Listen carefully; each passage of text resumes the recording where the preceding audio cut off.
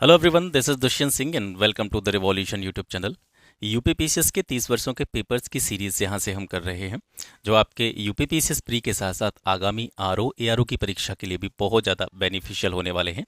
ये जो पेपर्स हम यहाँ से कवर कर रहे हैं 1991 से लेकर के 2023 तक के सभी पेपर हैं, जिनको हम बहुत अच्छी एक्सप्लेनेशन के साथ में इस चैनल के माध्यम से कवर करेंगे। इस क्रम में ये जो पेपर आज आप देख रहे हैं ये 14वां पेपर है, और क्योंकि पूरा का पूरा पेपर जिसमें 100 से ज़्यादा प्रश्न होते हैं वो बहुत ज़्यादा लेंदी वीडियो हो जाती है।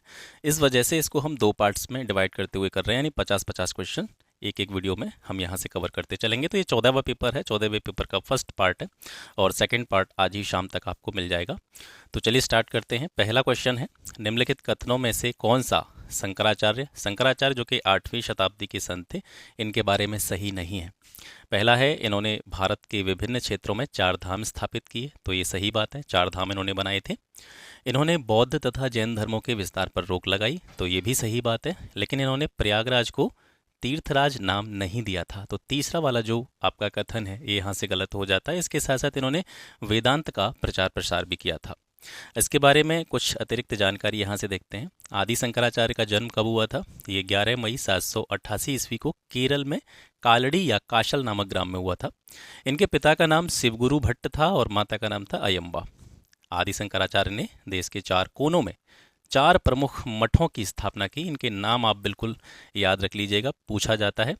तो उत्तर में दिशाओं के हिसाब से हम देख रहे हैं, उत्तर में इन्होंने ज्योतिर्मठ बनाया था, ये उत्तराखंड में बनाया था। दक्षिण में इन्होंने श्रृंगेरी मठ की स्थापना करी थी, कर्नाटक में। पूर्व में इन्होंने पुरी में एक मठ की स्थापना करी थी, जो कि उड़ीसा में पड़ता है। और पश्चिम दिशा में इन्होंने द्वारका में, गुजरात में जो है, मठ की स्थापना करी थी। तो इनके द्वारा स्थापित किए गए ये 4 मठ हैं, जिनके नाम आपको पता होने चाहिए। इसके साथ साथ अद्वैत वेदांत के दर्शन का प्रचार करने और सनातन धर्म की अवधारणा को बढ़ावा देने के लिए इन्होंने इन 4 मठों को स्थापित किया था। 33 वर्ष की आयु में केदारनाथ तीर्थ में इनकी मृत्यु हो गई थी। मृत्यु का मतलब इन्होंने समाधि ले ली थी। ठीक है, तो ये इनके बारे में अतिरिक्त जानकारी। और जैसा कि मैंने आपको पिछली क्लासेस में भी बताया है कि जिस प्रश्न की व्याख्या आपको सीरीज में न दिखे तो आप ये मान करके चलेंगे, क्योंकि अब तक हमने 13 पेपर कवर करे हैं, तो जिस क्वेश्चन की एक्सप्लेनेशन मैं नहीं दे रहा हूं तो आप ये मान लेंगे कि उस प्रश्न के बारे में जो भी अतिरिक्त जानकारी है, जो भी एक्स्ट्रा इन्फॉर्मेशन है, वो मैं पिछले पेपर्स में आपको दे चुका हूं। ठीक है, सेकेंड क्वेश्चन है, उत्तरी तथा उत्तरी पश्चिमी भारत में सर्वाधिक संख्या में तांबे के सिक्कों को जारी किया था, किसने जारी किया था? तो ये कुषाणों के द्वारा जारी किए गए थे, और ये प्रश्न काफ़ी बार रिपीट हो चुका है। आपने 14 के 14 13 के 13 पेपर देखे होंगे, तो उनमें काफ़ी बार ये वाला जो कॉइन से जुड़ा हुआ क्वेश्चन है, सिक्कों से जुड़ा हुआ क्वेश्चन है, काफ़ी बार रिपीट हो चुका है। एक चीज़ और आप देखना कि ये जो पेपर आप कर रहे हैं, आप 14वां पेपर कर रहे हैं ना, तो ये 14वां पेपर जो कर रहे हैं, अगर आप में से किसी ने ये 13 पेपर पहले देखे होंगे तो आपको ये पता चलेगा कि 13 पेपर में से आधे से ज़्यादा क्वेश्चन, यानी इस 14वें पेपर में आधे से ज़्यादा क्वेश्चन पिछले 13 पेपर से ही हैं। और यही आपको बार बार समझाया जाता है कि प्रीवियस ईयर पेपर्स क्यों इंपॉर्टेंट हैं। अब मान करके चलिए ये पेपर किसी ने दिया होगा जिस टाइम पर ये पेपर हुआ होगा, और उसने प्रीवियस ईयर पेपर्स को बहुत अच्छी तरीके से तैयार किया होगा, तो निश्चित रूप से उसका सिलेक्शन हुआ होगा, क्योंकि इसमें आधे से ज़्यादा क्वेश्चंस जो हैं वो कैसे हैं, जो पिछले 13 पेपर में आप कर चुके हैं। और उन प्रश्नों के नीचे मैंने लिख भी दिया है कि इस प्रश्न की व्याख्या हम पूर्व में पढ़ चुके हैं। तो उत्तरी और उत्तरी पश्चिमी भारत में सबसे ज्यादा संख्या में तांबे के सिक्कों को जारी किसने किया था? कुषाणों ने किया था। अब इसके बारे में कुछ अतिरिक्त जानकारी देखते हैं कुषाण सिक्कों के बारे में। कुषाणों ने ज़्यादातर स्वर्ण सिक्के और कई प्रकार के तांबे के सिक्के जारी किए, जो कि उत्तर भारत के अधिकांश हिस्सों में बिहार तक पाए गए हैं। सबसे ज़्यादा शुद्ध सोने के सिक्के भी कुषाणों के द्वारा जारी किए गए, जो कि 124 ग्रेन के हुआ करते थे। कुषाण शासक विम कटफिसस के सिक्कों पर एक बैल के पास में खड़े हुए शिव की आकृति बनी हुई दिखाई देती है, और कहावतों के अनुसार ये कहा जाता है कि राजा जो होता था वो खुद को महेश्वर यानी शिव का भक्त जो है इन सिक्कों के माध्यम से बताने का प्रयास करता है। इसके अलावा कनिष्क, हुविष्क, वासुदेव, इन सभी राजाओं के सिक्कों पर इसी प्रकार का चित्रण जो है देखने को मिलता है। अब इसके बाद में इंडो ग्रीक सिक्कों की बात करते हैं। इन सिक्कों पर सामने की तरफ राजा का चित्र या अर्ध प्रतिमा वास्तविक चित्रण प्रतीत होता है। पीछे की तरफ कुछ देवताओं को दर्शाया गया है। इन सिक्कों से हमें पता चलता है कि भारत के एक छोटे से उत्तर पश्चिमी क्षेत्र में 40 से अधिक इंडो ग्रीक शासकों ने शासन किया था। तो जब बात आती है किस क्षेत्र की, उत्तरी पश्चिमी क्षेत्र की, तो उत्तरी पश्चिमी क्षेत्र से जो सर्वाधिक संख्या में सिक्के प्राप्त हुए हैं वो इंडो ग्रीक सिक्के हैं, ये याद रखेंगे। ठीक है, उत्तरी भारत से देखते हैं तो हम कुषाणों के सिक्के हमको मिलते हैं, और उत्तरी पश्चिमी क्षेत्र से अगर यहाँ पे बात आती है कि सिक्के किस राजाओं के मिलते हैं या किस शासन के मिलते हैं, तो वो इंडो ग्रीक सिक्के हैं जो उत्तरी पश्चिमी क्षेत्र से प्राप्त होते हैं। गुप्त राजाओं ने सर्वाधिक स्वर्ण सिक्के संख्या में जारी किए थे। तो ये दो फैक्ट्स हैं जिनमें कभी कभी कन्फ्यूज़न हो जाती है। अगर आपसे पूछा जाता है कि स्वर्ण सिक्के सर्वाधिक संख्या में किसने जारी किए, तो गुप्त राजाओं ने। और आपसे पूछा जाता है कि सबसे ज़्यादा शुद्ध क्वालिटी में, ठीक है, सबसे ज़्यादा शुद्ध सोने के सिक्के किसने जारी किए, तो वो कुषाण शासकों ने। संख्या सबसे ज़्यादा स्वर्ण सिक्कों की किसकी थी, गुप्त राजाओं की थी। सातवाहनों ने सीसा और पोटीन, ठीक है, इसके सिक्के जारी किए थे। सातवाहन के तांबे के सिक्के जिन पर जहाज अंकित हुआ करता था, ये अवंती में, यानी जो उज्जैन है वर्तमान में, यहाँ पर प्रचुर मात्रा में मिले हैं। अगला प्रश्न है, प्राचीन भारत में निशाका या निष्क ये क्या था, मतलब निशाका या निष्क के नाम से किसको जाना जाता था। तो निशाका जो होता था ये स्वर्ण आभूषण होते थे, ठीक है, सोने के आभूषणों को निशाका कहा जाता था। इसकी व्याख्या जो है हम पूर्व में पढ़ चुके हैं, तो इस वजह से मैंने यहाँ पर इसकी एक्सप्लेनेशन नहीं रखी है। अगला प्रश्न है, भगवान महावीर का पहला शिष्य कौन था। तो इनका पहला शिष्य था जमाली, ठीक है, और जमाली इनका दामाद भी था। ठीक है, और भगवान महावीर के प्रथम शिष्य के बारे में या महावीर स्वामी के बारे में जो भी अतिरिक्त जानकारी है वो आपको पिछले पेपर्स में मिल जाएगी। इसी वजह से मैंने यहाँ पर लिख रहा है कि इसकी व्याख्या पूर्व में दी जा चुकी है। न्याय दर्शन को किसने प्रचारित किया था। जितने भी प्रकार के दर्शन हैं और उन दर्शनों के प्रणेता किस किस को माना जाता है, इनके बारे में भी जो एक्स्ट्रा इन्फॉर्मेशन है पहले पेपर्स में पढ़ चुके हैं। ठीक है, तो यहाँ पर न्याय दर्शन की बात हो रही है। न्याय दर्शन किसने दिया था, किसने प्रचारित किया था इसको, तो गौतम ऋषि ने किया था। इसकी व्याख्या हम पहले पढ़ चुके हैं। मतलब जितने भी प्रकार के दर्शन हैं, मैं ऐसे ही नहीं बोल रहा हूँ, जितने भी प्रकार के दर्शन हैं आप पिछले पेपर्स देखेंगे तो उसमें डिटेल में सारी चीज़ों के बारे में बताया गया है। नेक्स्ट क्वेश्चन है, सोनागिरी जहाँ 108 जैन मंदिर बने हुए हैं, ये किसके सन्निकट स्थित है, किसके पास है, तो ये दतिया में, ग्वालियर के निकट। ठीक है, ग्वालियर के पास दतिया में सोनागिरी, जहाँ पर 108 जैन मंदिर हैं, उसके बारे में जानकारी मिलती है। सोनागिरी जो है ये ग्वालियर से 60 किलोमीटर दूर जिला दतिया मध्य प्रदेश में स्थित है। ये स्थान जो है मुख्यतः जैनों का तीर्थ है और यहाँ 108 जैन मंदिर स्थापित हैं। यहाँ एक मंदिर बहुत प्रसिद्ध है जिसमें भगवान चंद्र प्रभु की 11 फीट ऊंची मूर्ति स्थापित है। दतिया जिले के गुर्जरा में, दतिया जिले में एक स्थान पड़ता है गुर्जरा, गुर्जरा में अशोक का एक लघु शिलालेख प्राप्त हुआ है जिसमें अशोक का नाम क्या बताया गया है, देव नाम प्रियदर्शी बताया गया है। ये जानकारी भी आपको यहाँ से याद रखनी है। इसके बाद में गोविंद महल, गोविंद महल जो कि हिंदू वास्तुकला का अप्रतिम उदाहरण है, ये कहाँ पे है, ये भी दतिया में है। गोविंद महल का निर्माण किसने करवाया था, राजा वीर सिंह बुंदेला ने 1614 में। ठीक है, और इस महल को एक अन्य नाम से भी जाना जाता है, इसको सतखंडा महल भी कहते हैं। तो ये जानकारी भी आपको यहाँ से याद रखनी है। निम्नलिखित में से किसने दिल्ली में खगोलीय वेधशाला, जिसे जंतर मंतर कहते हैं, बनवाई थी। तो जंतर मंतर किसने बनवाया दिल्ली में, ये जयसिंह द्वितीय ने बनवाया। और दिल्ली के अलावा इन्होंने जयपुर, उज्जैन, वाराणसी और मथुरा में भी इस तरह की खगोलीय वेधशालाओं का निर्माण करवाया था। और इसके साथ साथ 1722 में इन्होंने जयपुर शहर की भी स्थापना की थी। नेक्स्ट क्वेश्चन है, अंतिम मुगल सम्राट बहादुर शाह, इसके पिता का नाम क्या था। तो बहादुर शाह किसका पुत्र था, ये अकबर शाह द्वितीय का पुत्र था। कहीं कहीं पर इनका नाम अकबर द्वितीय भी लिखा हुआ मिलता है आपको, लेकिन पूरा नाम इनका अकबर शाह द्वितीय था। तो अकबर द्वितीय के बेटे थे कौन, अंतिम मुगल सम्राट बहादुर शाह जफर। इनके बारे में चलिए थोड़ी सी जानकारी यहाँ से प्राप्त करते हैं। बहादुर शाह जफर का जन्म हुआ था 1775 में दिल्ली में। इनके जन्म के दौरान इसे अबू जफर सिराजुद्दीन मोहम्मद बहादुर शाह जफर नाम दिया गया था। ठीक है, ये इतना लंबा नाम है, अबू जफर सिराजुद्दीन मोहम्मद बहादुर शाह। जफर नाम इनका बाद में पड़ता है क्योंकि ये कविताएं भी लिखा करते थे, और कविताएं ये किस उपनाम से लिखते थे, जफर नाम से। ये प्रश्न भी काफ़ी बार पूछा गया है कि कौन सा मुगल बादशाह जफर नाम से कविताएं लिखा करता था, तो ये बहादुर शाह जफर थे। इसके पिता थे अकबर शाह द्वितीय और माता का नाम था लालबाई।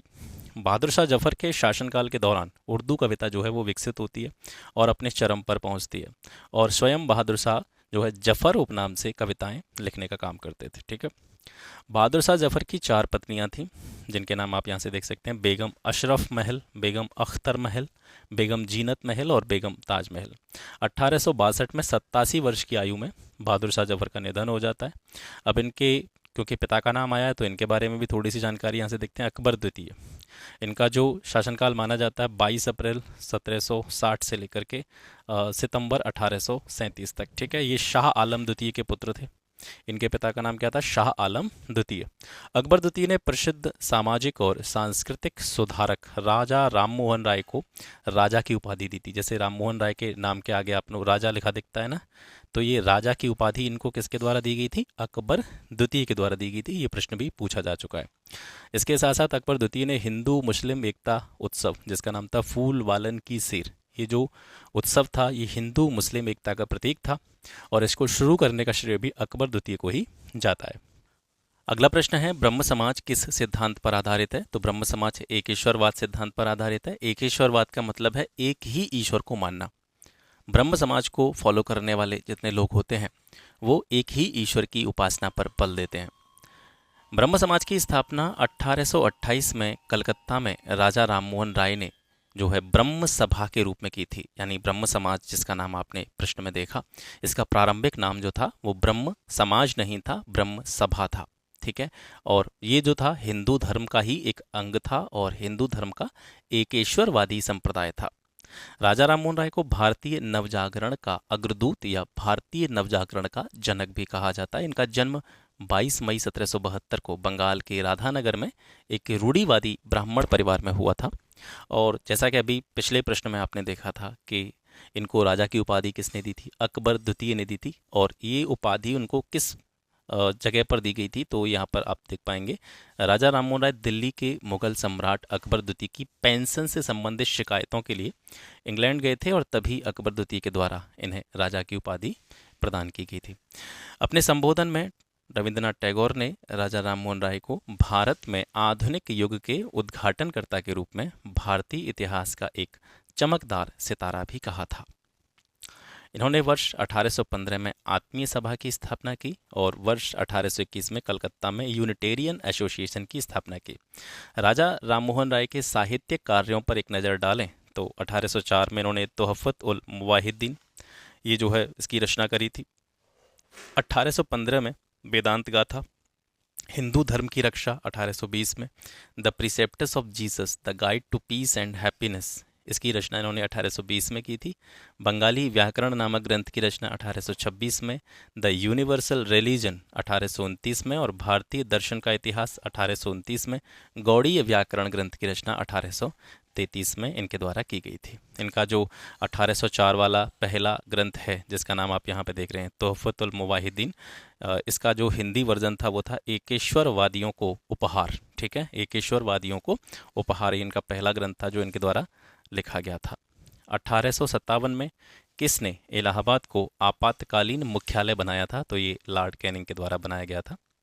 महाराष्ट्र में गणपति पर्व का शुभारंभ किसने किया था? तो बाल गंगाधर तिलक ने किया था। और इनके बारे में या ऑप्शन में जितने भी नाम आपको दिखाई दे रहे हैं, गोपाल कृष्ण गोखले, अरविंद घोष, विपिन चंद्रपाल, इनके बारे में बहुत ज़्यादा इन्फॉर्मेशन हम पहले पेपर्स में देख चुके हैं। ठीक है, और ये गणपति पर्व का उत्सव वगैरह या बाल गंगाधर तिलक से जुड़ी हुई जो भी अन्य महत्वपूर्ण चीज़ें हैं उनके बारे में भी पहले पेपर्स में बहुत अच्छी तरीके से पढ़ा जा चुका है। ठीक है, अगला प्रश्न है, भारतीय राष्ट्रीय कांग्रेस का पहला मुस्लिम प्रेसिडेंट कौन था? तो पहला मुस्लिम प्रेसिडेंट था बदरुद्दीन तैयब जी, और इसकी व्याख्या भी हम पहले पढ़ चुके हैं। मैं यहाँ पर एक बार फिर से आपको बता देना चाहता हूँ कि ये सारी चीज़ें मैं ऐसे ही नहीं लिख रहा हूँ। अगर आप पहले 13 पेपर्स को देखेंगे तो आपको पता चलेगा कि कितनी सारी जानकारी वहाँ पर इन पेपर्स के थ्रू आप तक पहुँचाई जा चुकी है। तो उनको देखें, और अगर आप पहली बार इसी वीडियो के माध्यम से इस चैनल से जुड़ रहे हैं तो मैं आपको यही सलाह दूंगा कि आप पहले पेपर से देखना स्टार्ट करें। ठीक है, क्योंकि मैं आपको ये गारंटी के साथ मैं कह सकता हूँ कि जब भी आप यूपीपीसीएस प्री दे रहे होंगे या आरओ एआरओ का प्री दे रहे होंगे तो जीएस वाले पेपर में, यानी यूपीपीसीएस के संदर्भ में मैं बात कर रहा हूँ, तो जीएस वाला जो पहला पेपर होता है उसमें बहुत सारे प्रश्न आपको इसी सीरीज़ से डायरेक्टली देखने को मिलेंगे। ठीक है, अगला प्रश्न है, स्वराज मेरा जन्मसिद्ध अधिकार है, और ये कथन जो है किससे संबंधित है? स्वराज मेरा जन्मसिद्ध अधिकार है, ये किसने कहा था? तो ये बाल गंगाधर तिलक के द्वारा कहा गया था और इसके बारे में भी जानकारी हम पहले देख चुके हैं। 1921-22 के असहयोग आंदोलन का मुख्य प्रतिफल क्या था, इसका रिजल्ट मतलब क्या निकला था? तो कहीं ना कहीं इसका मुख्य प्रतिफल हिंदू मुस्लिम एकता के रूप में देखा जा सकता है। असहयोग आंदोलन से कहीं ना कहीं हिंदू और मुस्लिम जो थे, दोनों संप्रदाय एक दूसरे के कहीं ना कहीं बहुत नज़दीक जो है इस आंदोलन के माध्यम से आए थे, और इसके बारे में भी अतिरिक्त जानकारी हम पहले पढ़ चुके हैं। अगला प्रश्न है कथन और कारण से जुड़ा हुआ। कथन है, भारत छोड़ो आंदोलन भारतीय राष्ट्रीय आंदोलन की पराकाष्ठा थी। मतलब जो इंडियन नेशनल मूवमेंट है उसका जो चरम माना जा सकता है, उसका जो पीक पॉइंट माना जा सकता है, वो था भारत छोड़ो आंदोलन 1942 का। कारण क्या था कि भारत छोड़ो आंदोलन के बाद शक्ति हस्तांतरण की प्रक्रिया की खोज समय का तकाजा थी। यानी भारत छोड़ो आंदोलन जब स्टार्ट हुआ तो कहीं ना कहीं यह बात अपने चरम पर पहुंच गई कि अब ब्रिटिश के जो भी लोग थे या अंग्रेज जो थे, उनको भारतीयों को शक्ति का हस्तांतरण करना ही होगा। ठीक है, तो भारत छोड़ो आंदोलन के बाद में यह बात जो है वो विशेष रूप से जोर पकड़ने लगी थी। तो कथन सही है, कारण भी सही है, और कथन कारण जो है कथन की स्पष्ट रूप से व्याख्या भी कर रहा है। तो पहला ऑप्शन जो है आपका यहाँ से सही हो जाता है। स्वदेश वाहिनी के संपादक कौन थे? तो स्वदेश वाहिनी का संपादन किया था के रामकृष्ण पिल्लई ने। नेक्स्ट क्वेश्चन है, निम्नलिखित में से कौन सा क्रिप्स मिशन के संबंध में सही नहीं है? क्रिप्स मिशन से जुड़ी हुई जितनी भी जानकारी है वो भी हम पिछले पेपर्स में देख चुके हैं, तो यहाँ पर सिर्फ क्वेश्चन देखेंगे। तो क्रिप्स मिशन के संबंध में कौन सा कथन सही नहीं है? सबसे पहली चीज़ कि क्रिप्स मिशन में ये कहा गया था कि जैसे ही युद्ध समाप्त होगा, युद्ध समाप्त होने पर, यानी यहाँ वर्ल्ड वॉर की बात हो रही है, युद्ध समाप्त होने के बाद में भारत को डोमिनियन दर्जा प्रदान कर दिया जाएगा, तो ये भी बात सही है। संविधान सदन द्वारा निर्मित जो है संविधान मान्य होगा, मतलब एक संविधान की रचना की जाएगी जो कि एक संविधान सभा के द्वारा बनाया जाएगा, तो ये भी सही है, इसकी भी बात इसमें की गई थी। और कोई भी सूबा यानी जो प्रांत थे वो भारतीय संघ से बाहर रह सकेगा, मतलब उसको स्वतंत्रता होगी, या तो वो भारतीय संघ में शामिल हो सकता है, और नहीं अगर वो शामिल होना चाह रहा है तो वो स्वतंत्र रूप से बाहर जो है अपना जो भी उसका अस्तित्व है उसको बनाए रख सकता है। तो ये बात भी क्रिप्स मिशन में कही गई थी। लेकिन नई कार्य परिषद की नियुक्ति जिसमें हिंदुओं और मुसलमानों का समान प्रतिनिधित्व होगा, इस तरह की चीज़ें क्रिप्स मिशन से रिलेटेड नहीं थी। तो ये तीसरा कथन जो है ये क्रिप्स मिशन से संबंधित नहीं है। निम्नलिखित में से किसने भारतीय राष्ट्रीय कांग्रेस के कराची अधिवेशन का सभापतित्व किया था? तो कराची अधिवेशन के सभापति थे सरदार वल्लभ भाई पटेल। कराची अधिवेशन के बारे में कुछ इंपॉर्टेंट जानकारी आपको यहाँ से जरूर पता होनी चाहिए। कराची अधिवेशन हुआ था 29 मार्च 1931 को, और इस अधिवेशन में पहली बार कांग्रेस ने मौलिक अधिकारों और राष्ट्रीय आर्थिक कार्यक्रमों से संबंधित प्रस्ताव पारित किए थे। यह पहला अवसर था जब पूर्ण स्वराज्य को कांग्रेस द्वारा परिभाषित किया गया था। इसी अधिवेशन के दौरान गांधी जी ने कहा था कि गांधी मर सकते हैं लेकिन गांधीवाद नहीं। नेक्स्ट क्वेश्चन, निम्नलिखित सत्याग्रहों में से किसका नेतृत्व महात्मा गांधी ने नहीं किया था? तो भारत छोड़ो आंदोलन का नेतृत्व जो है महात्मा गांधी ने किया। सविनय अवज्ञा आंदोलन से भी महात्मा गांधी जुड़े हुए थे। खेड़ा आंदोलन से भी महात्मा गांधी जुड़े हुए थे। बारदोली सत्याग्रह जो था ये सरदार वल्लभ भाई पटेल से जुड़ा हुआ था। 1928 में ये हुआ था, और इस सत्याग्रह का नेतृत्व किसने किया था? सरदार वल्लभ भाई पटेल ने किया था। 1925 में बारडोली ताल्लुक बाढ़ और अकाल की चपेट में आ गया था, जिससे फसल की उपज पर प्रतिकूल प्रभाव पड़ा था, और इससे किसानों को बहुत ज़्यादा आर्थिक नुकसान हुआ था।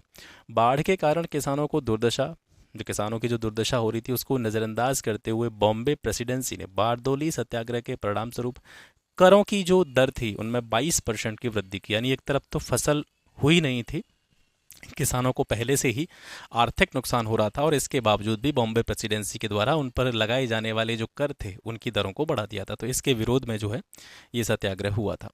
जनवरी 1928 में बारदोली में किसानों ने वल्लभ भाई पटेल को विरोध आंदोलन शुरू करने के लिए आमंत्रित किया, जिसमें उन सभी ने करों का भुगतान न करने का संकल्प लिया था। बड़ी संख्या में महिलाओं ने आंदोलन में सक्रिय रूप से भाग लिया, और इसी आंदोलन के दौरान महिलाओं के द्वारा सरदार पटेल को सरदार उपनाम दिया गया था। यानी वल्लभ भाई पटेल के नाम के आगे जो सरदार आप देखते हैं ये इसी सत्याग्रह या इसी आंदोलन के दौरान महिलाओं के द्वारा दिया गया था। अगला प्रश्न है, किस भाषा में द इंडियन ओपिनियन पत्र नहीं छापा जाता था? तो ये उर्दू में नहीं छापा जाता था, बाकी का आप यहाँ से देखेंगे अंग्रेजी में भी ये निकलता था, गुजराती में भी निकलता था, तमिल में भी निकलता था।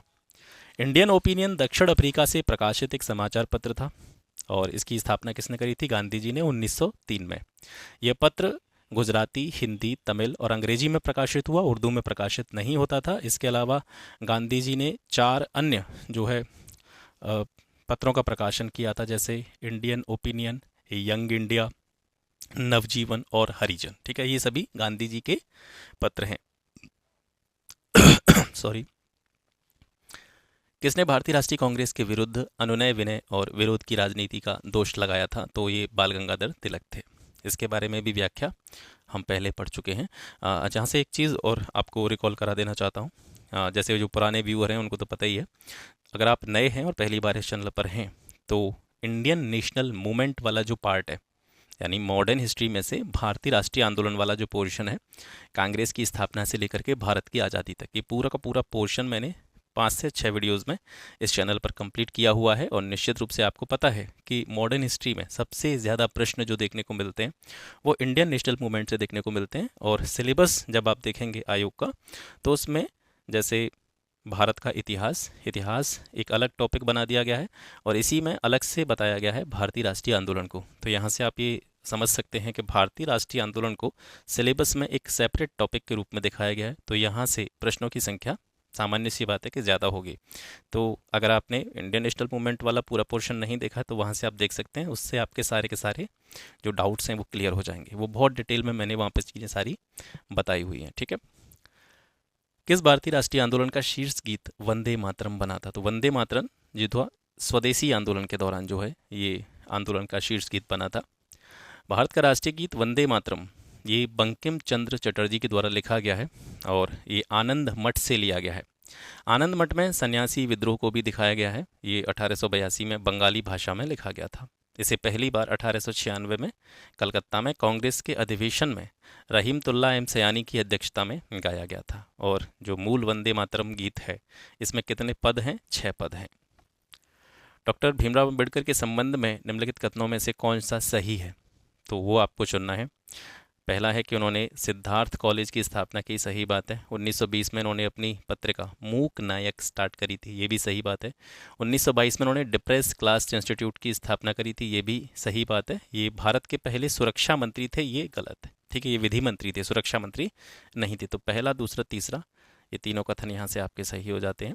एक जनजाति जो सरहुल त्यौहार मनाती है वो कौन सी जनजाति है? तो सरहुल त्यौहार जो है वो मुंडा जनजाति के द्वारा मनाया जाता है और इसके बारे में अतिरिक्त जानकारी आप यहाँ से देखेंगे। देखिए, जो भी यहाँ पर जनजातियों के नाम दे रखे हैं, संथाल हो गया, मुंडा, भील, थारू, वैसे जनजातियों से जुड़ी हुई काफ़ी सारी चीज़ें हम पूर्व में भी डिस्कस कर चुके हैं। लेकिन यहाँ पर जो ऑप्शंस में दे रखी है उनके बारे में जो भी त्योहारों से जुड़ी हुई चीज़ें हैं वो हम यहाँ पे देखेंगे विशेष रूप से, क्योंकि हमारा जो क्वेश्चन है वो त्योहारों से जुड़ा हुआ है। ठीक है, तो संथाल से स्टार्ट करते हैं। संथालों का सबसे महत्वपूर्ण त्यौहार जो है वो सोहराई कहलाता है। ये किसका त्यौहार है? संथालों का।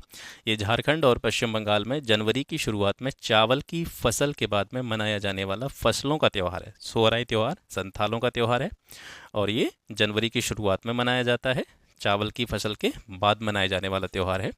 नाइक, नाइक कौन होता है इस जनजाति में? जो गांव का पुजारी होता है, पूजा पाठ करवाता है।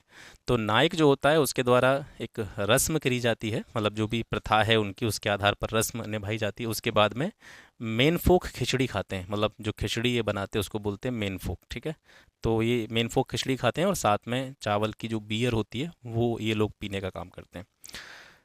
इसके बाद में गोल गधेड़ो, ठीक है, ये होली के त्यौहार के दिन मनाया जाता है। ये युवा भील महिलाओं के द्वारा मनाया जाता है। तो ये जो गोल गधेड़ो त्यौहार है ये किससे संबंधित है? भीलों से जुड़ा हुआ है और विशेष रूप से जो यंग भील महिलाएं होती हैं उनके द्वारा इसको मनाया जाता है।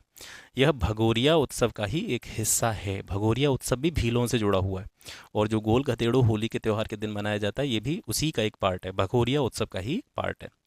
भगोरिया भील जनजाति की शादी का त्यौहार भी है और भगोरिया भील की जनजाति का एक लोकप्रिय नृत्य भी है। इस त्यौहार के दौरान भगवान भानुदेव की पूजा की जाती है। थारू जनजाति जो है ये माघी उत्सव मनाते हैं। ठीक है, तो माघी उत्सव किससे रिलेटेड है? ये थारू जनजाति से रिलेटेड है और थारू जनजाति ही आपको पता होगा कि दीपावली को शोक के रूप में मनाती है। जस्ट नीचे ये वाला क्वेश्चन आ गया कि कौन सी जनजाति दीपावली को शोक का त्यौहार मनाती है, तो ये थारू जनजाति है। अगला क्वेश्चन मैचिंग से रिलेटेड है। ये कुछ नृत्य दे रखे हैं, ये किस स्टेट से रिलेटेड हैं ये आपको देखना है। पहले से ही मैंने इनको मैच कर रखा है। बिहू ये असम से रिलेटेड है। ओणम ये केरल से रिलेटेड है, पोंगल ये तमिलनाडु से रिलेटेड है और बैसाखी ये पंजाब से रिलेटेड है। यहाँ पर कुछ व्यक्तियों के नाम दे रखे हैं और वे किस विधा के लिए जाने जाते थे। जैसे बिरजू महाराज ये कथक के लिए जाने जाते हैं, कथक नृत्य के लिए। बिस्मिल्लाह खां सहनाई वादन के लिए जाने जाते हैं। जाकिर हुसैन को तबला वादन के लिए जाना जाता है और अमजद अली खान को सरोद वादन के लिए जाना जाता है। मोहिनी अट्टम ये परंपरागत नृत्य है, कहाँ का नृत्य है? केरल का नृत्य है। भारत में अब यहाँ से जो है आपका हिस्ट्री और जो कल्चर वाला पोर्शन था वो समाप्त हो गया। अब यहाँ से पॉलिटी के क्वेश्चन से स्टार्ट होते हैं। भारत में त्रिस्तरीय पंचायती राजतंत्र की सिफारिश किस समिति ने करी थी? तो बलवंत राय मेहता समिति ने करी थी। इसके बारे में जो आपका 93rd कॉन्स्टिट्यूशनल अमेंडमेंट है उसके बारे में हम पहले पढ़ चुके हैं। पिछली क्लासेस में अगर आप देखेंगे तो वहाँ पर उसकी जो है स्पष्ट रूप से व्याख्या आपको मिल जाएगी। यहाँ पर जो अतिरिक्त चीज़ें हैं वो यहाँ से देख लीजिए। बलवंत राय मेहता समिति ये कब नियुक्त करी गई थी? 1957 में। और बलवंत राय मेहता को इस समिति के अध्यक्ष के रूप में नियुक्त किया गया था। इन्हीं के नाम पर इस समिति का नाम बलवंत राय मेहता समिति पड़ा था। इस समिति के द्वारा त्रिस्तरीय पंचायती राज व्यवस्था की स्थापना का सुझाव दिया गया था। यहाँ से 2-3 चीज़ें मैं आपको बताऊंगा जो इंपॉर्टेंट हैं, उनको देखते चलिएगा, ठीक है। तो त्रिस्तरीय पंचायती राज व्यवस्था की स्थापना का सुझाव किस समिति ने दिया था? तो ये बलवंत राय मेहता समिति ने दिया था। और समिति ने सुझाव दिया कि पंचायती राज की संरचना में 3 स्तर होने चाहिए, गांव का स्तर, ब्लॉक का स्तर और जिला स्तर, इनका समावेश होना चाहिए। ये सुझाव दिया था बलवंत राय मेहता समिति ने, ठीक है। तो जो 3 स्तर थे उस पर यह बताया गया था कि ग्राम स्तर पर ग्राम पंचायत होनी चाहिए, प्रखंड स्तर पर पंचायत समिति होनी चाहिए और जिला स्तर पर जिला परिषद होना चाहिए। समिति की सिफारिशों को राष्ट्रीय विकास परिषद ने 1958 में स्वीकार भी कर लिया था। अब ऑप्शन में जो अन्य समितियां दे रखी हैं ये भी महत्वपूर्ण है। अशोक मेहता समिति, इससे जुड़ा हुआ प्रश्न पूछा जा चुका है यूपीपीसीएस में। देखिएगा क्या पूछा गया था, मैं बता दूंगा आपको। जनता सरकार ने दिसंबर 1977 में अशोक मेहता की अध्यक्षता में पंचायती राज संस्थाओं पर एक समिति नियुक्त की जिसको अशोक मेहता समिति के नाम से जाना गया। तो ये समिति कब नियुक्त करी गई थी? 1977 में। उद्देश्य क्या था? देश में गिरती पंचायती राज व्यवस्था को पुनर्जीवित और मजबूत करना। इनकी प्रमुख अनुशंसाएं जो अशोक मेहता समिति थी, इसने किस किस चीज़ के बारे में अनुशंसा दी थी वो यहाँ से देखेंगे और यहीं से एक प्रश्न पूछा गया था, वो मैं आपको बता दूंगा। पंचायती राज की त्रिस्तरीय प्रणाली को 2 स्तरीय प्रणाली द्वारा प्रतिस्थापित किया जाना चाहिए, ये प्रश्न पूछा गया है। ये किस समिति के द्वारा त्रिस्तरीय प्रणाली को 2 स्तरीय प्रणाली बनाने के लिए सुझाव दिया गया था? तो ये अशोक मेहता समिति के द्वारा दिया गया था। और उन्होंने बताया था कि जिला स्तर पर जिला परिषद और इसके नीचे मंडल पंचायत होने चाहिए, 2 लेवल होने चाहिए।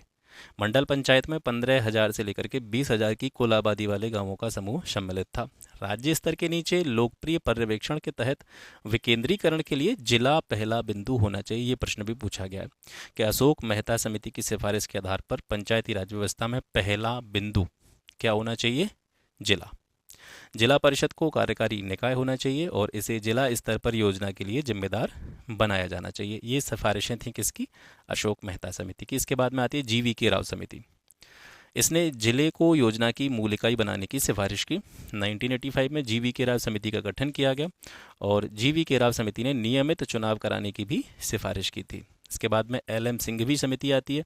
इसने पंचायतों को और अधिक वित्तीय संसाधन और संवैधानिक दर्जा प्रदान करने की सिफारिश की ताकि उनको समर्थ किया जा सके। 1986 में LM सिंघवी समिति का गठन किया गया था। तो LM सिंघवी समिति ने मुख्य रूप से किस बात पर जोर दिया कि पंचायतों को वित्तीय संसाधन और इनको संवैधानिक दर्जा प्रदान किया जाए। और हनुमंत राव समिति का गठन कब किया गया था? ये 1984 में किया गया था। तो इतनी जानकारी आपको यहाँ से मिल जाती है। राष्ट्रपति का रिक्त स्थान भर लिया जाना चाहिए। पिछले पेपर में भी आपने ये प्रश्न देखा था, तो यहाँ पर इसकी व्याख्या नहीं देंगे क्योंकि इसके बारे में डिटेल जानकारी हमने पिछले पेपर में प्राप्त कर ली है। तो राष्ट्रपति का जो स्थान खाली हो जाता है, ठीक है, उसको 6 माह के अंदर अंदर भर लिया जाना चाहिए। व्याख्या इसकी हम पूर्व में पढ़ चुके हैं। मौलिक अधिकारों के अंतर्गत कौन सा अनुच्छेद बच्चों के शोषण से संबंधित है? तो ये आर्टिकल 24।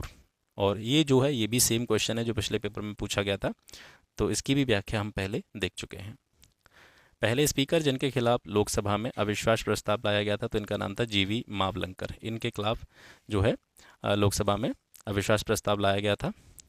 तो इसके बारे में अतिरिक्त जानकारी यहाँ से देखते हैं कि जब भी अध्यक्ष होता है उसके खिलाफ अविश्वास प्रस्ताव लाया जाता है, वह उस समय सदन की कार्यवाही में भाग ले सकता है, बोल भी सकता है, उसे प्रथमतः ही मत देने का अधिकार होता है, लेकिन अगर कोई ऐसी सिचुएशन आती है कि मत बराबरी की कंडीशन हो जाए तो इस स्थिति में निर्णायक मत देने का अधिकार उसको नहीं होता। कब नहीं होता? जब उसके खिलाफ अविश्वास प्रस्ताव लाया जाता है।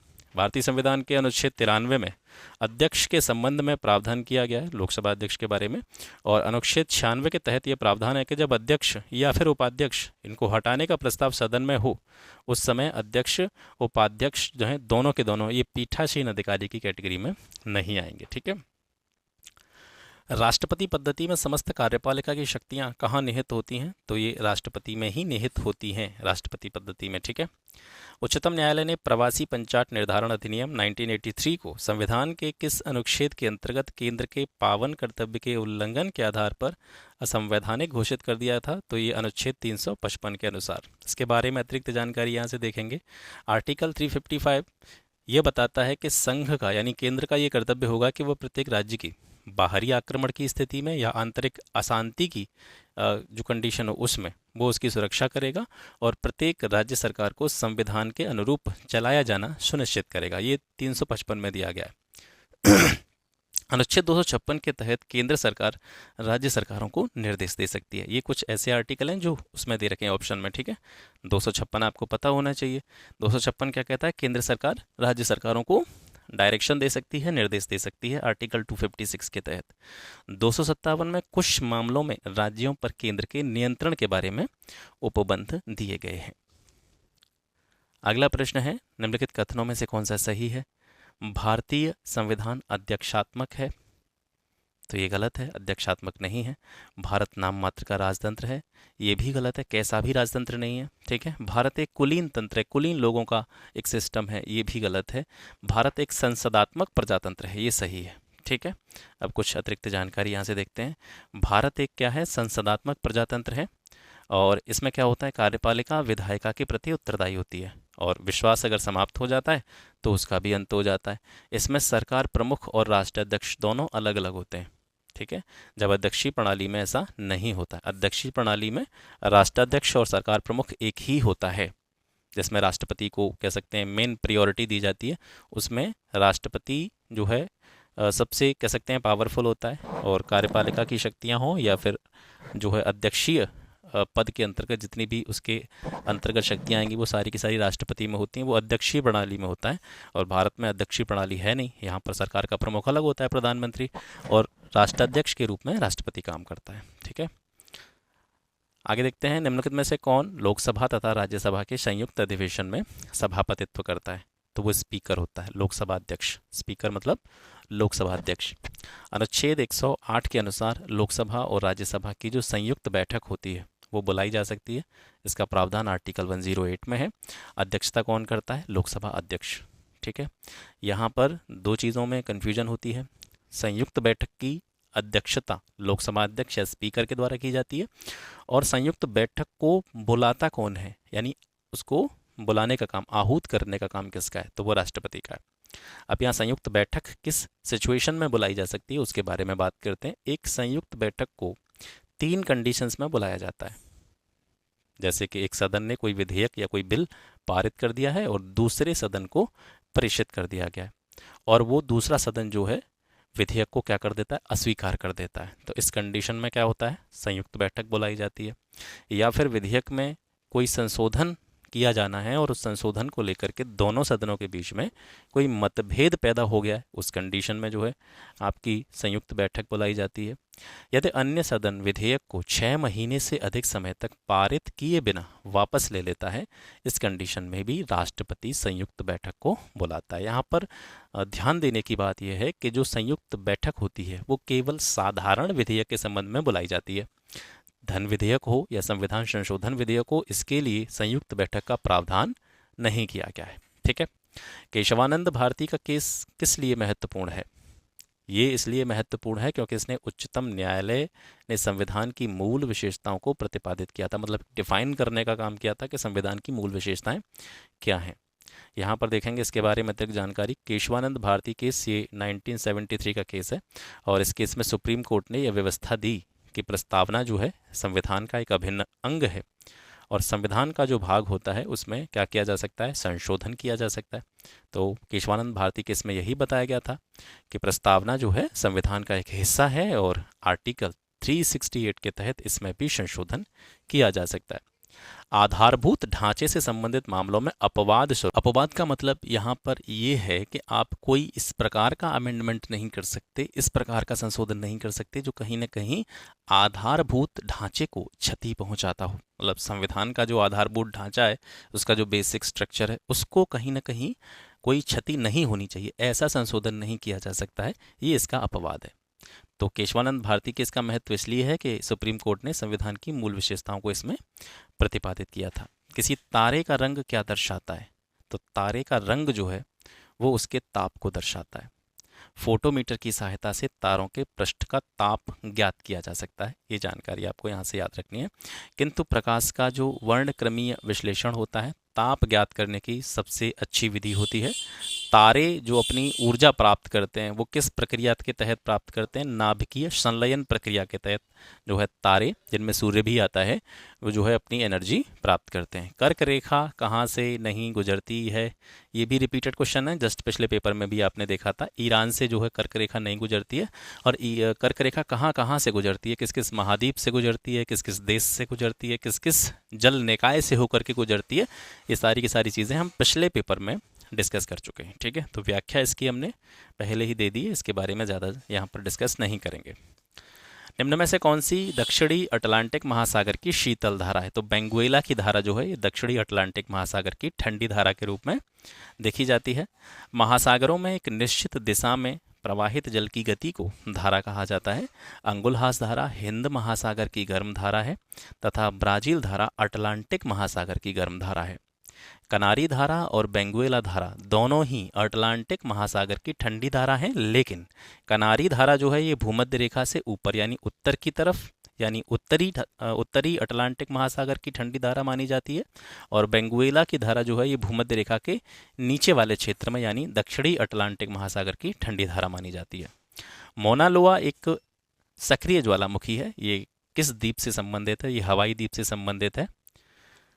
मोना लोआ अपने क्षेत्रफल और आयतन के संदर्भ में दुनिया में सबसे बड़े ज्वालामुखी के रूप में जाना जाता है। ये हवाई द्वीप पर स्थित है, इसका क्षेत्रफल है 5271 वर्ग किलोमीटर, लगभग 2000 स्क्वायर मील, और यह हवाई द्वीप के आधे से अधिक हिस्से का निर्माण करता है। हवाई द्वीप का अगर आधे हिस्से के बारे में बात करें तो उसमें मोना लोआ जो ज्वालामुखी है इसके आधे हिस्से का निर्माण करता है। बचे हुए आधे हिस्से का निर्माण कोहाला ज्वालामुखी, मोना किया, हुयालेई और किलाउए, ये जो 4 ज्वालामुखी हैं ये हवाई द्वीप के बचे हुए 50% हिस्से का निर्माण करते हैं। ठीक है, मोना लोआ एक सक्रिय ज्वालामुखी है।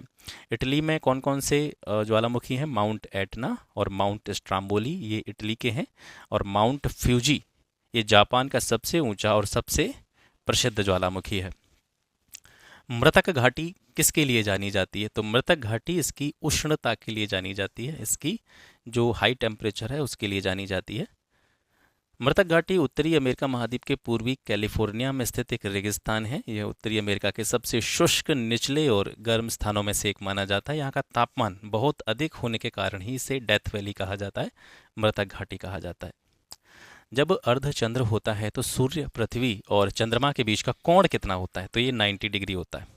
अर्धचंद्र की स्थिति में सूर्य, पृथ्वी और चंद्रमा एक सीध में नहीं होते हैं। जब सूर्य, पृथ्वी और चंद्रमा लगभग समकोण पर होते हैं यानी 90 डिग्री एंगल पर होते हैं, तो ऐसी स्थिति में क्या आता है, लो टाइड आता है, निम्न ज्वार आता है। भारत में सोयाबीन का अग्रणी उत्पादक स्टेट कौन सा है, ये मैंने अपडेट कर दिया है। और आपको पता है कि जो भी एग्रीकल्चर डेटा था, अपडेटेड डाटा आपके एग्जाम के पॉइंट ऑफ व्यू से अब तक का लेटेस्ट और अपडेटेड, वो मैं ऑलरेडी चैनल पर अपलोड कर चुका हूँ, चाहें तो आप वहाँ से देख सकते हैं। उसमें सारे के सारे फसल वगैरह जो भी एग्रीकल्चर या उससे संबंधित क्षेत्रों से जुड़े हुए जो भी प्रोडक्शन से संबंधित डेटा है वो सारा का सारा मैंने आपको प्रोवाइड करा दिया है। तो भारत में सोयाबीन का अग्रणी प्रोड्यूसर स्टेट कौन सा है, तो ये महाराष्ट्र है। ठीक है, और प्रथम 3 स्टेट्स की बात करें तो महाराष्ट्र सबसे आगे है, इसके बाद में दूसरी रैंक आपकी मध्य प्रदेश की है, तीसरी रैंक पर राजस्थान है। ठीक है, ये पहले, दूसरे और तीसरे स्टेट हैं सोयाबीन प्रोडक्शन में। सोयाबीन का सबसे ज़्यादा क्षेत्र प्रोडक्शन में महाराष्ट्र आ गया। सबसे ज़्यादा क्षेत्र मतलब सबसे ज़्यादा क्षेत्र पर खेती कहाँ पे होती है, तो ये एमपी में होती है। एमपी को ही सोया स्टेट भी कहा जाता है। लेकिन अगर आप बात करें यहाँ पे पर हेक्टेयर प्रोडक्शन की, ठीक है। उत्पादकता की बात अगर हम करें तो महाराष्ट्र इसमें जो है आगे है। सोयाबीन उत्पादक शीर्ष देशों में बात करें तो सबसे ज़्यादा प्रोडक्शन होता है ब्राज़ील में, दूसरे स्थान पर यूएसए, तीसरे स्थान पर आपका अर्जेंटीना आता है। 2011 की जनगणना के अनुसार 3 प्रमुख राज्य जनसंख्या के आधार पर, पहला दूसरा तीसरा, कौन कौन से हैं? सबसे ज़्यादा पॉपुलेशन आपकी यूपी की है, आपको पता है। दूसरे स्थान पर महाराष्ट्र आता है, तीसरे स्थान पर आपका बिहार आता है। भारत में 1991 से 2001 के दौरान जनसंख्या की सबसे ज़्यादा दशकीय वृद्धि दर्ज की गई थी किस स्टेट में? तो ये नागालैंड में। हालांकि ये प्रश्न आज के संदर्भ में आपके लिए बहुत ज़्यादा इम्पोर्टेंट नहीं है, तो यहाँ पर आपके लिए जो डेटा इम्पोर्टेंट हो जाएगा वो होगा 2001 से लेकर के 2011 के दौरान। ठीक है, सबसे ज़्यादा दशकीय वृद्धि दर कहाँ पे दर्ज की गई थी, इस तरीके से, तो वो मैंने नीचे लिख दिया है डाटा उसमें। तो 1991 से 2000 के दौरान जनसंख्या की सबसे ज़्यादा दशकीय वृद्धि नागालैंड में थी, 64.41%। अब यहाँ पर देखेंगे 2001 से 2011 के दौरान यह वृद्धि जो है नकारात्मक रही है, -0.6%। ठीक है, और ये नागालैंड के संदर्भ में बात हो रहा है। ठीक है, 64.41%, ये 1991 से 2001 के बीच में थी, 64% थी। 2001 से 2011 के दौरान नागालैंड में ये जो दशकीय वृद्धि दर है ये नेगेटिव रही है। और 2001 से 2011 के दौरान दादर और नगर हवेली में जनसंख्या वृद्धि दर सबसे ज़्यादा रही थी, और वो कितनी थी? 55.9%। 2001 से 2011 के दौरान 0 से 6 वर्ष आयु वर्ग के लिंगानुपात में सबसे ज़्यादा दशकीय वृद्धि किस स्टेट ने दर्ज की थी? तो पंजाब ने करी थी। 2001 से 2011 के दौरान 0 से 6 वर्ष आयु वर्ग के लिंगानुपात में पंजाब ने सबसे ज़्यादा ग्रोथ जो है दर्ज करी है। ये 798 अंक थी पहले, और 48 अंक बढ़कर के 10 सालों में, यानी 2001 से 2011 तक 48 अंक की इसमें ग्रोथ हुई है, और वर्तमान में ये 846 है। 2011 की जनगणना के अनुसार भारत का सबसे ज़्यादा नगरीकृत राज्य कौन सा है? परसेंटेज के हिसाब से बात हो रही है। ठीक है, और ये नगरीकरण के जो आंकड़े हैं स्टेट्स के संदर्भ में, वो मैं आपको पिछले पेपर में दे चुका हूँ, देखा होगा तो आपको पता होगा। वहाँ पे मैंने और डिटेल में सारी चीज़ें बताई हुई हैं, परसेंटेज के आधार पर, नंबर्स के आधार पर, पॉपुलेशन के आधार पर, वो सारी चीज़ें मैंने पिछले पेपर में आपको क्लियर कर दी हैं। तो 2011 की जनगणना के अनुसार भारत का सबसे ज़्यादा नगरीकृत राज्य परसेंटेज में, कुल पॉपुलेशन के परसेंटेज में गोवा है। सबसे ज़्यादा नगरीकृत राज्यों का क्रम यहाँ पे देखेंगे, गोवा पहले स्थान पर है, 62.2% पॉपुलेशन नगरों में रहती है। मिज़ोरम 52.1% दूसरे स्थान पर है। तमिलनाडु 48.4%, थर्ड रैंक है इसकी। महाराष्ट्र की चौथी रैंक है। भारत के नगरीय क्षेत्रों में न्यूनतम शिशु मृत्यु दर पाई जाती है, कहाँ पे पाई जाती है? गोवा में पाई जाती है, 11 प्रति 1000। ठीक है, तो ये 50 क्वेश्चन आज के हो गए आपके। अगले 50 क्वेश्चन आपको शाम तक मिल जाएंगे। आशा करता हूँ आज का सेशन आपको पसंद आया होगा, अच्छा लगा होगा।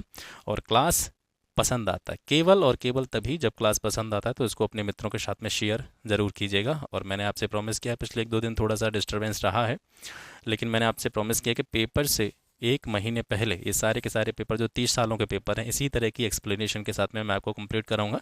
अगर आप साथ ही साथ इन चीज़ों को करते चल रहे हैं, पढ़ते चल रहे हैं, आप बुक कोई भी फॉलो कर सकते हैं।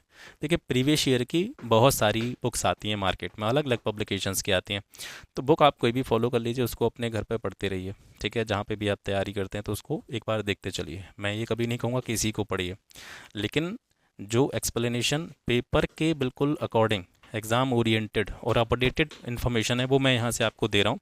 तो एक बुक, और अब तक शायद आपने पढ़ भी ली होगी, प्रीवियस ईयर पेपर अगर कोई तैयारी करता है पीसीएस की या आरओ जैसे एग्ज़ाम्स की, तो वो पीसीएस के पेपर ज़रूर लगाता है, क्योंकि आपको पता है कि 50 से 60% क्वेश्चन यहीं से आते हैं।